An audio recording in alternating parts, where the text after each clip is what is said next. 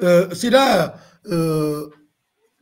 nous avons un Sénégalais de l'extérieur qui était au Canada, qui a une expérience anglo-saxonne assez intéressante en matière de gestion des migrations.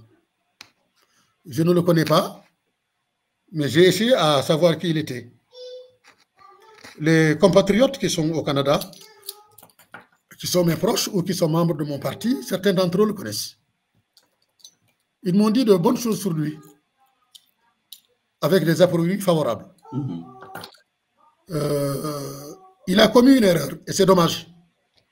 En tant que, compte tenu de ce qu'il a comme parcours dans ces pays anglo-saxons, compte tenu de la diversité des parcours migratoires, le Sénégal a besoin d'une équipe qui comprend les législations anglo-saxonnes en matière d'immigration, qui comprend les législations européennes en matière d'immigration, qui comprend les législations africaines à travers la CEDEAO ou l'UA en matière d'immigration, qui comprend les législations asiatiques, chinoises, thaïlandaises ou Inde en matière d'immigration.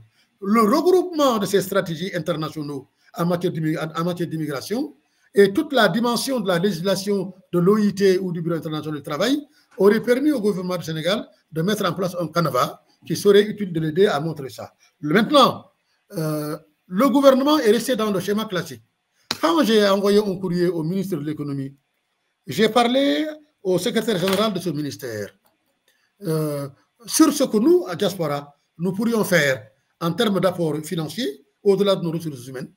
Mais savoir connaître, ils sont très loin de la compréhension de ce que la diaspora peut faire en tant qu'outil. Eux, ce qui les intéresse, c'est les outils classiques d'une économie extravertie, très dépendante de l'extérieur. Les emprunts, les diasporas bons. Mais les diasporas bons, c'est la plus mauvaise idée qu'on peut avoir en matière de récupération de l'argent des migrants. Ah bon? Comment tu peux l'expliquer? Ah oui. Ah oui.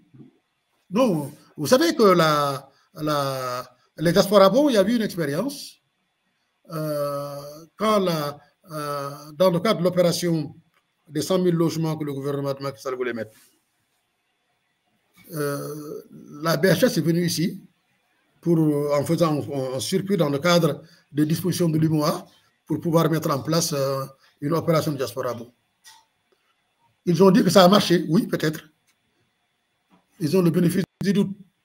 Mais nous savons qu'ici, en tout cas, en France et en Europe, la crise de confiance qu'il y a entre les réseaux de diaspora et les institutions de la République et l'État, et les tenants de l'État au Sénégal, et les institutions financières de l'État du Sénégal, ça m'étonnerait que ça marche.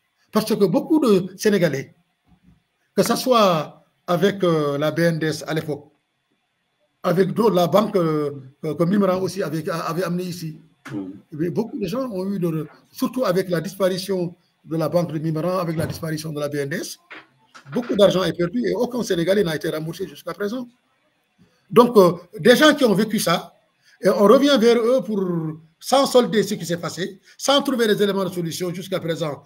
Aucun ne s'est retrouvé dans ces fonds perdus, et on leur demande de venir souscrire des diasporas. Et deuxièmement, dans le cadre de ces diasporas ici, nous, on l'a regardé. J'avais rencontré les personnes qui étaient venues à la BHS pour voir comment on peut faire. Alors que nous, déjà, dans le cadre de la mission que Ousmane Tanordien voulait qu'on fasse sur le pacte de confiance entre l'État du Sénégal et les Sénégalais de l'extérieur, dont l'objectif d'abord, était de connaître la diaspora, les réseaux de la diaspora, ce qu'ils portent, ce qu'ils font, leurs pratiques financières, leur forme solidaire entre elles, et entre eux et d'autres, entre eux et leur pays d'origine. Une fois qu'on a tous ces outils-là, les apports potentiels qu'ils peuvent avoir, et pour le Sénégal, et pour leur collectivité territoriale, et pour leur village, et pour les différentes générations, et surtout, le rôle et la place de la diaspora sénégalaise pour lutter contre l'immigration clandestine. D'autant plus qu'une partie de la diaspora sénégalaise est un outil, un relais important dans la multiplication de ces initiatives en matière d'immigration clandestine, notamment au niveau des financements que les mafias récupèrent, des mafias locales sénégalaises et des mafias locales intermédiaires jusqu'à l'arrivée en Europe. Donc, tout ça, nous, on a fait un travail colossal là-dessus. Donc, à partir de ce moment-là, on a vu, ici en France, des gens, compte tenu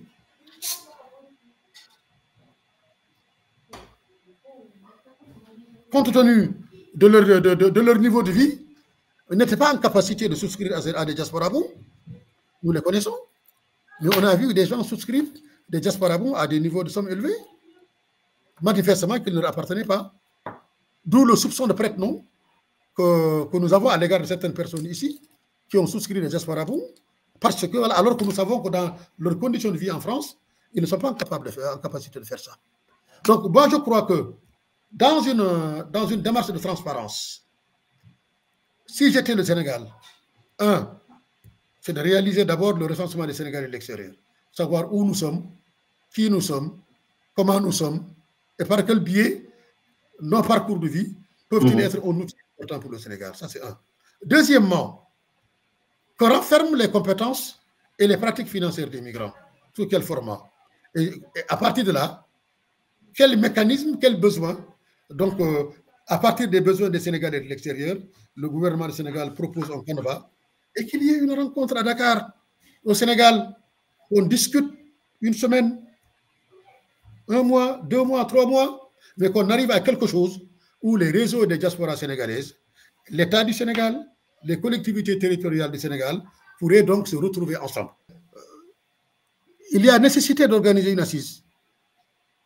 Ces assises-là permettront à l'État actuel de déterminer les véritables potentialités, les circonscrire, réfléchir avec les diasporas, quelle structure, quelle infrastructure financière peut-elle co-construire avec les réseaux des diasporas qui les mettrait en confiance, de telle sorte qu'à vouloir déposer à travers ces structures, donc les outils et les moyens, aujourd'hui que ces diasporas déposent dans les banques françaises et que les banques françaises prêtent à nos pays à des taux d'intérêt particulièrement élevés.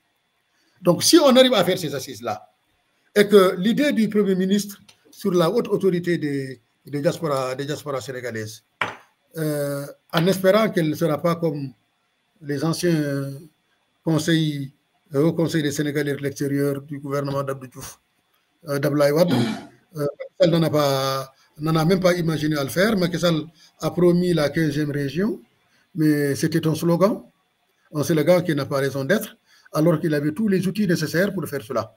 Il ne l'a pas fait. Maintenant, comme que le gouvernement du Sénégal est là aujourd'hui, il devra se servir des expériences passées, ne pas commettre les mêmes erreurs, malheureusement qu'ils ont commis.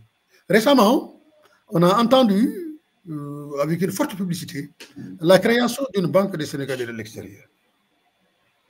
Dans la vidéo qu'on a vue, on a vu l'actuel secrétaire d'État au Sénégalais de l'extérieur, on a vu le directeur de la BNDE et le directeur de Copar Express.